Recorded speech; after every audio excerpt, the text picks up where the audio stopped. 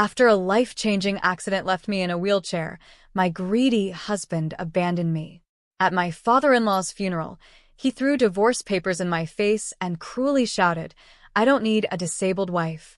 He laughed, claiming, "Now I own the $250 million company," and kicked me out. But what he didn't know was that my secret revenge was already set, and the very next day, he found himself behind bars. My name is Sophia Evans, and this is my story. A story of betrayal, survival, and the strength to rise again. It all started in New York City, a place where dreams are made, but also where lives can be torn apart in an instant. I've always been the kind of person who believed in hard work and dedication. I wasn't born into wealth, but I married into it. My husband, Mark, was the son of Richard Evans, a powerful businessman who owned a $250 million empire. Mark had everything handed to him on a silver platter: money, status, and a family legacy. But it was all too much for him. Mark didn't care about the company, didn't care about building anything for himself. He lived a life of leisure, relying on his father's money. The only thing he seemed interested in was wasting the life his father had worked so hard to build. I was different. I worked hard for everything I achieved. When I married Mark, I was already a senior executive at my father-in-law's company. I worked my way up, proving my worth every day. I was passionate about the business. I wanted to make a name for myself, but also, I wanted to make Richard proud. He always had high hopes for me, seeing the potential in me that Mark lacked. I didn't mind it. I didn't need to be treated like royalty. I wanted to earn everything on my own. But Mark? He did nothing.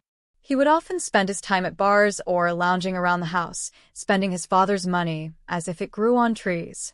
At first, I thought he'd grow up, mature, and take on some responsibility. But as the years passed, I realized that wasn't going to happen. It was like living with a man-child. And yet, I stayed. For the sake of our marriage, I told myself I could make things work. But I couldn't change him. And deep down, I knew I was alone. Then, everything changed. My life, my whole world, turned upside down in an instant. One rainy evening, I was driving home from a meeting when the accident happened. The details still feel like a blur. One moment, I was on the road, and the next, my car was flipped over, crushed against the barrier. The pain was immediate. I could feel my legs, but I couldn't move them. Panic flooded my mind. I knew something was horribly wrong. I was rushed to the hospital. The doctors told me the worst news. My legs were severely injured, and I would be unable to walk for a long time, possibly forever. It felt like my life had been stolen from me in that one moment. The thought of never walking again haunted me. But the hardest part wasn't the injury itself. It was the people around me. My husband, Mark, who should have been my rock, barely came to visit. His indifference stung like 1,000 needles. He'd come to the hospital, sit there for a while, then leave, saying he had more important things to do. He was only concerned about his own comfort. Not once did he ask how I was doing or express any real empathy for what I was going through. But there was one person who showed me kindness: my father-in-law, Richard. Richard Evans, the man who had built everything with his own hands. Despite his tough exterior, he had a heart that cared. He made sure I had the best doctors, the best rehabilitation experts.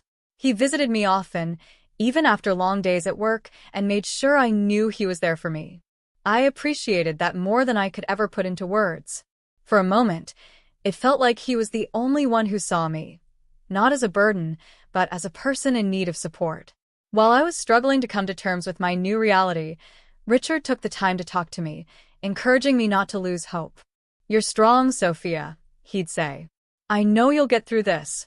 And for the first time in a long time, I believed someone had faith in me. However, life has a way of throwing curveballs when you least expect it. I had barely begun to adjust to my wheelchair when the phone call came. Richard had suffered a heart attack. It was sudden, and before I knew it, he was gone. The funeral was a blur of faces, tears, and whispered condolences. But something happened during that time that would change everything.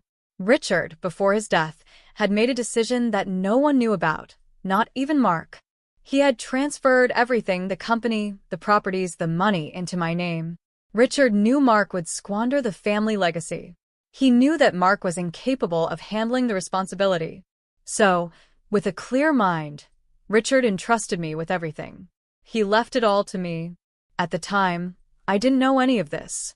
I was still recovering, still processing the loss of the man who had been more of a father to me than my own had ever been.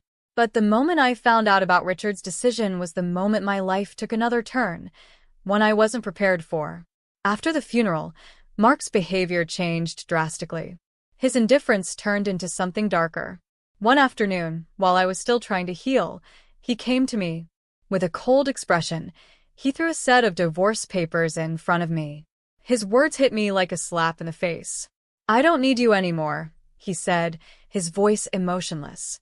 "Now that I own everything, now that I control the $250 million company, you're just a burden to me. I don't want a disabled wife. Leave." The shock was overwhelming. I sat there, unable to comprehend what he had just said. His words were cruel, heartless, and the weight of them crushed me. I couldn't understand how he could say that to me, how he could just throw away everything we had built together. And just like that, he ordered me out of the house. I was devastated, but I was also angry. This wasn't the man I had married. This was a stranger, someone I no longer recognized. I didn't know what to do.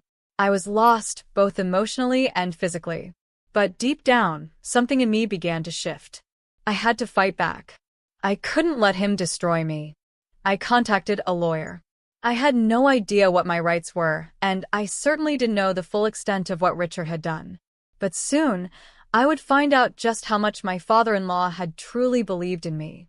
I was in the process of finding out just how deep the betrayal ran when something inside me began to change. I wasn't going to be a victim. Not anymore. I didn't know it then, but everything was about to change. It took me a while to pull myself together after Mark's betrayal. At first, I couldn't even wrap my mind around what he had said. How could he just throw everything away? Our marriage, my recovery, the love and support I had given him? It all meant nothing to him. He was more concerned with what he could get from his father's wealth than with being a decent human being. I spent the first few days in a fog of disbelief, replaying his cruel words in my mind. It hurt more than the accident itself, the way he had discarded me like I was nothing. But deep down, I knew I couldn't let him win. I had to find out more about what had happened. I had to understand my rights, what my father-in-law, Richard, had left behind. I couldn't just walk away and let him take everything without a fight. That's when I reached out to a lawyer.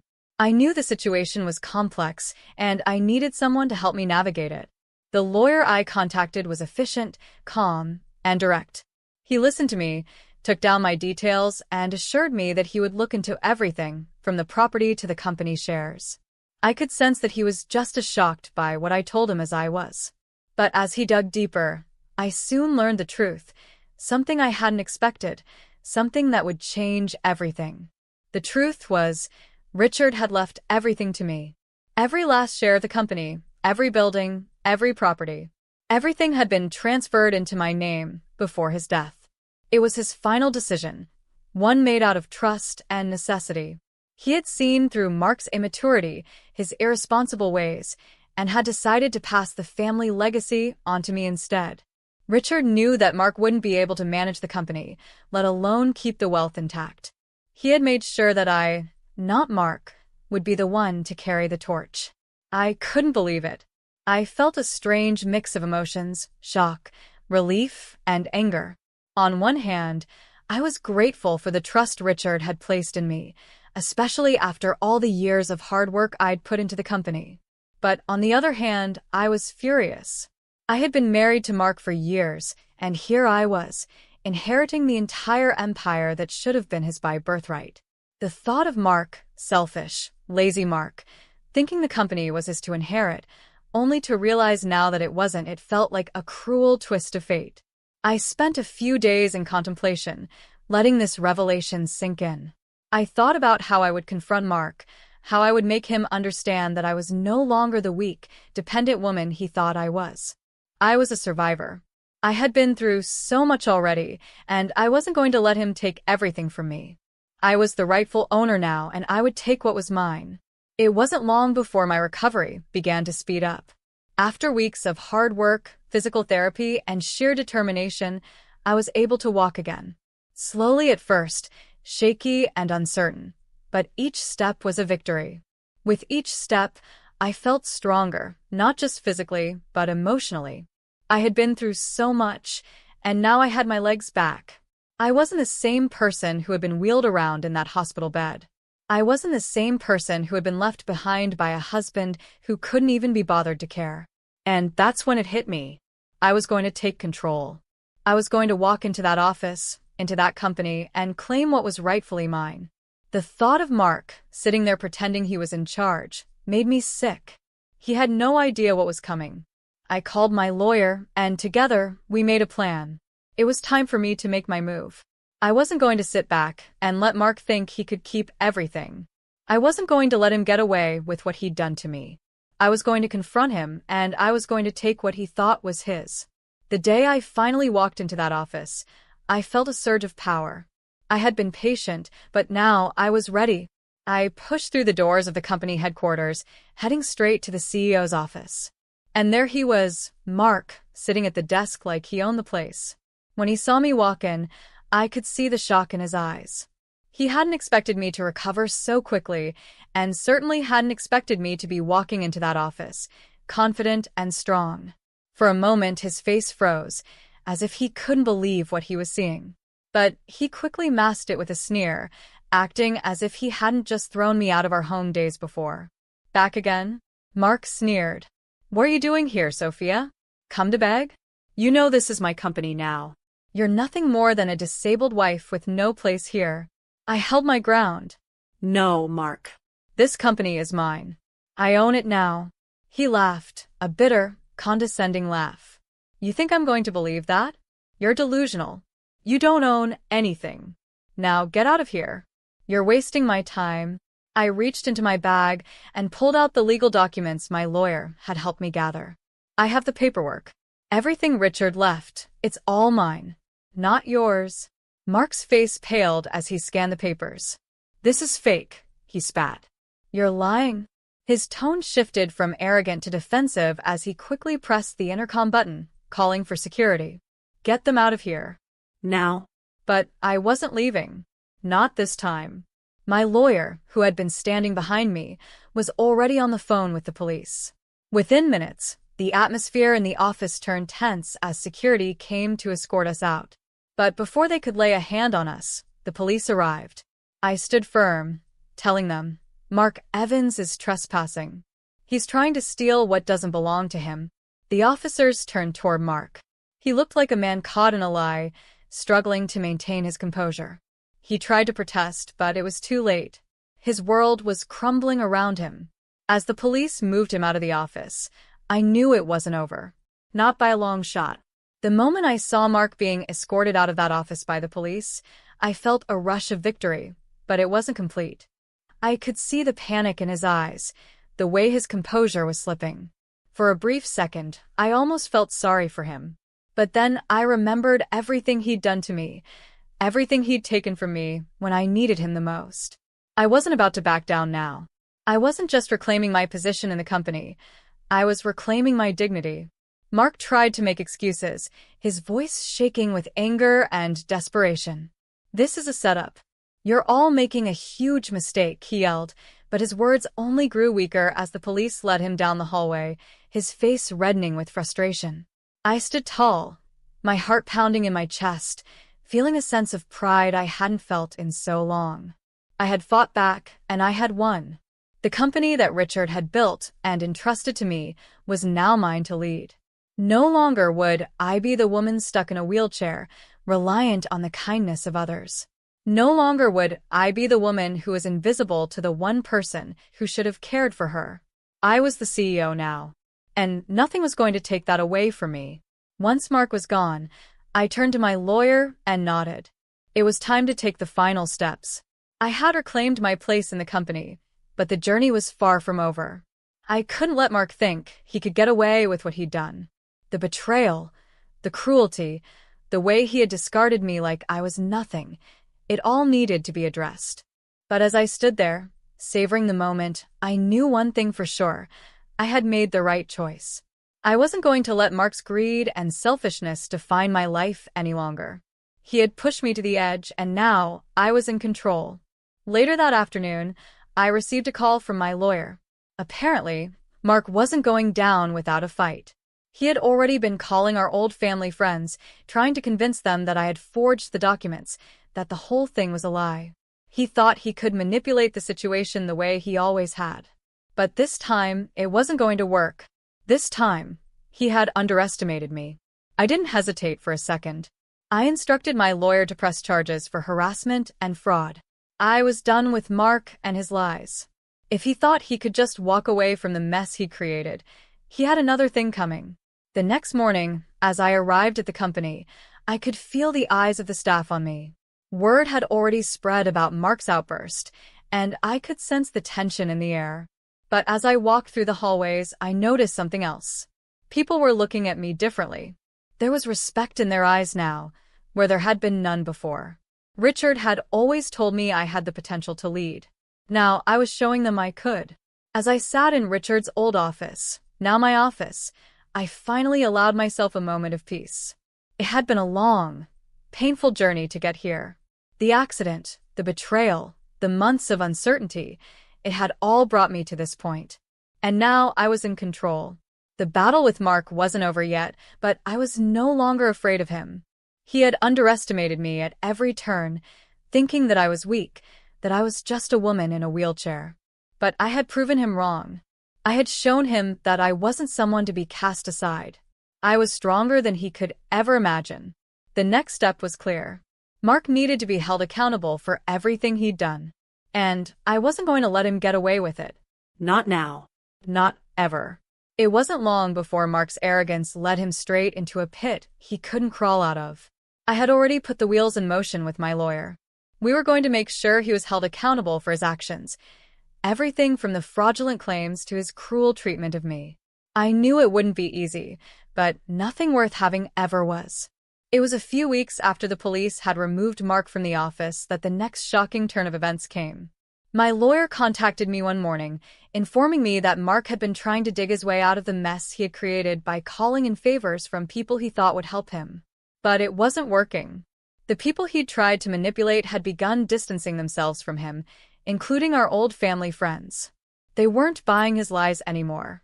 The weight of his actions was finally catching up to him. I hadn't expected this to happen so quickly, but it felt like the universe was finally delivering the justice I'd been waiting for. Mark had lost more than his place in the company. His friends, his reputation, everything he had relied on was crumbling. The things he thought would save him, his wealth, his connections, were slipping through his fingers. And then, the final blow came. The media caught wind of the situation. Somehow, the story of Mark's betrayal, his false claims about the company, and his cruel actions toward me started to make waves. It didn't take long for the public to turn on him, and his so-called friends began to scatter. The company's board, too, started to ask questions. They wanted nothing to do with the mess he had caused. I made the decision to confront him one last time.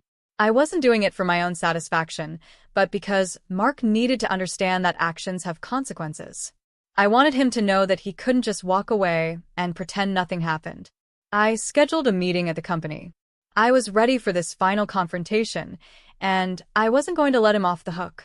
I walked into the room with my lawyer by my side, and there he was, Mark, sitting across from me, his face pale, his shoulders hunched as if he already knew he was on the losing side. "Sophia," he started, his voice shaky. I didn't mean to." I cut him off. "Don't," I said firmly. "You've said enough. I don't need your excuses, Mark. You've shown me who you really are, and now you'll face the consequences." His expression twisted in panic. "I didn't steal anything. It's all a mistake." I reached into my bag and pulled out the recording I had made of his earlier conversation, the one where he had made derogatory comments about me and the company. I pressed play, and his own voice filled the room. "The worst thing you can do is marry an ugly woman. I'll tolerate it because she's rich and will make me rich." His voice echoed in the silence. I watched as his face drained of color, his mouth opening and closing as he tried to come up with a defense that wouldn't come. "You're nothing but a liar and a fraud," I said. "And I'll make sure the world knows who you really are." Mark stood up suddenly, his anger flaring, but there was nothing he could do. He was caught in his own web of lies. He tried to deny it, tried to defend himself, but the damage was done. Before he could say another word, I turned to the security guard at the door. "Throw him out," I ordered. He hesitated for just a moment, then complied, escorting Mark out of the office. I looked at the police officer standing behind me, and with a clear, steady voice, I said, "Arrest him." Mark was still protesting as the officers cuffed him. His desperation was palpable, but it didn't matter. He had crossed the line one too many times. "Please don't do this," he pleaded from his knees, his voice cracking. "I'm sorry. I didn't mean it. Please." I looked at him, and for a moment, I saw the man I had once loved. But then, I remembered all the years of pain, the loneliness, the betrayal. I remembered the look on his face when he told me I was no longer useful to him. "No," I said, my voice cold. "You're not sorry. And I don't need someone like you in my life anymore." With that, I turned away. The officers let him out, and I felt a weight lift from my shoulders. I didn't need to explain myself any further. I had made my decision. I was moving on. As I stood in that office, now fully in control, I realized something. All the pain, all the betrayal, had brought me to this point, not just as the CEO of a $250 million company, but as a woman who had found her strength. I had been through so much, but I had come out stronger. Mark had tried to break me, but instead, he had unknowingly fueled my fire.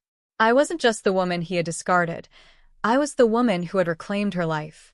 I was free, and I was ready for whatever came next.